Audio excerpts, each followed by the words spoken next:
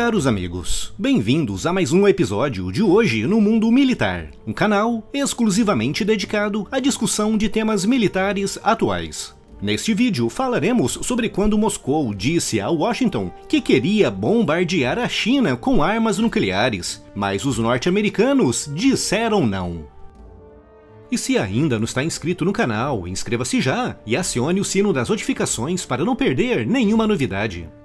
E se você se interessa por história militar da Segunda Guerra Mundial, não perca o meu outro canal, o Hoje na Segunda Guerra Mundial. Vídeos novos todas as semanas, cobrindo um dos mais terríveis conflitos da história da humanidade. Se inscreva no canal e siga as novidades através do link aqui na descrição. Em 1953, após a morte de Joseph Stalin, Nikita Khrushchev assumiu o poder na União Soviética, iniciando imediatamente profundas reformas no país. Uma das suas primeiras medidas foi acabar com os terríveis gulags, os campos de trabalhos forçados na Sibéria, onde morreram milhões de pessoas, ao mesmo tempo em que começou a implementar medidas com o objetivo de modernizar e dinamizar uma economia que naquela época era terrivelmente planificada.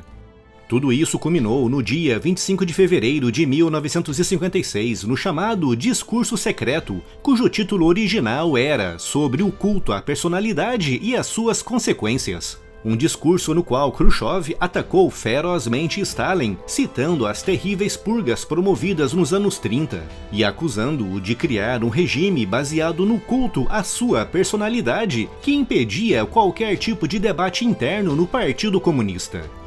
O discurso de Khrushchev caiu como uma bomba na China comunista de Mao Tse-tung, que o acusou de revisionista. Para Mao, o discurso de Khrushchev era uma violação aos princípios do comunismo que foram cimentados por Stalin entre os anos 20 e 50. Com esse discurso iniciando a chamada Divisão Sino-Soviética, um período no qual as duas maiores potências comunistas do planeta se afastaram em todos os aspectos. Além da desestalinização que Khrushchev estava implementando, outra medida que irritou a China foi a política soviética de coexistência pacífica com o Ocidente. Para Khrushchev, a única forma da União Soviética crescer seria através de uma coexistência minimamente pacífica com os Estados Unidos. Mas Mao Tse-tung acreditava justamente no contrário, dizendo que a única forma do comunismo crescer seria através da extinção do sistema democrático ocidental. Esse afastamento entre a China e a União Soviética transformou o cenário geopolítico mundial nos anos 60, passando de um mundo bipolarizado para um mundo tripolarizado, com os Estados Unidos liderando o bloco ocidental, a União Soviética liderando um bloco comunista mais orientado para o leste europeu, e com a China mais focada na Ásia e procurando briga com países vizinhos mais orientados com o Ocidente, com destaque para a Índia, com ambos os países chegando mesmo a iniciar uma guerra em 1962 devido a questões fronteiriças no Tibete, que foram pioradas após o exílio do Dalai Lama na Índia.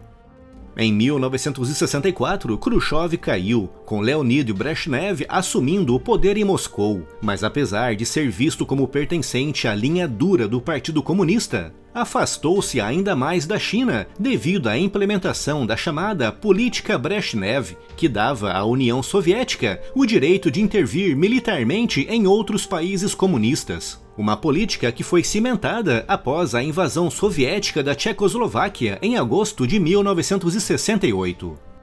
Essa nova política soviética irritou profundamente a China, que viu nisso uma ameaça à sua influência sobre países comunistas asiáticos. A situação chegou a um ponto tal que no início de 1969, os soviéticos e os chineses tinham quase 1,5 milhão de soldados na fronteira da Manchúria. Naquele ano, a China já tinha bombas nucleares. No entanto, seu arsenal ainda era muito pequeno e os chineses não tinham muitos mísseis balísticos à disposição. Com a situação se deteriorando na Manchúria, Brezhnev enviou centenas de milhares de soldados para o outro extremo da China. A estratégia soviética parecia ser a de um grande ataque em duas frentes contra a China, mas para esse ataque funcionar, Brezhnev precisaria empregar bombas nucleares. com fontes referindo que o plano soviético era o de atacar as instalações nucleares chinesas e as principais vias de acesso para as regiões fronteiriças em conflito. Em agosto de 1969, o embaixador soviético em Washington disse que, em caso de guerra entre a China e a União Soviética, os Estados Unidos deveriam permanecer neutros. Mas o presidente Nixon, que estava na Casa Branca há poucos meses, temia que uma guerra entre aqueles dois países pudesse iniciar um conflito global, já que tinha o potencial de arrastar praticamente toda a Ásia para uma guerra de grandes e terríveis proporções. Além disso, Nixon sabia que se a União Soviética destruísse a China, os soviéticos emergiriam como a potência dominante também na Ásia. Apesar de Nixon liderar o mundo capitalista contra o mundo comunista, ele não poderia permitir que a China fosse destruída, já que os chineses atuavam como um contrapeso importante que impedia a União Soviética de se espalhar livremente por toda a vastidão asiática. E por isso Nixon, diante do pedido de neutralidade do embaixador soviético, foi taxativo, dizendo que se a União Soviética atacar a China, os Estados Unidos atacariam cidades soviéticas. Essa posição norte-americana mudou totalmente os planos de Brezhnev, que não seria capaz de sustentar uma guerra em duas frentes diferentes.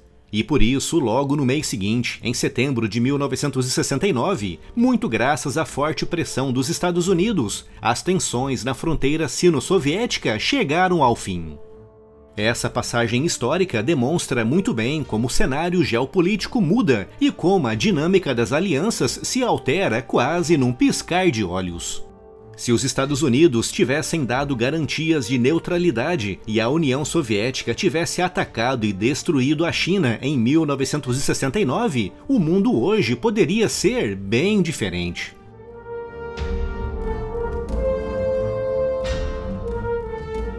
Se gostou do vídeo e se quer incentivar o canal, não se esqueça de deixar aqui o seu like e de compartilhar com seus amigos.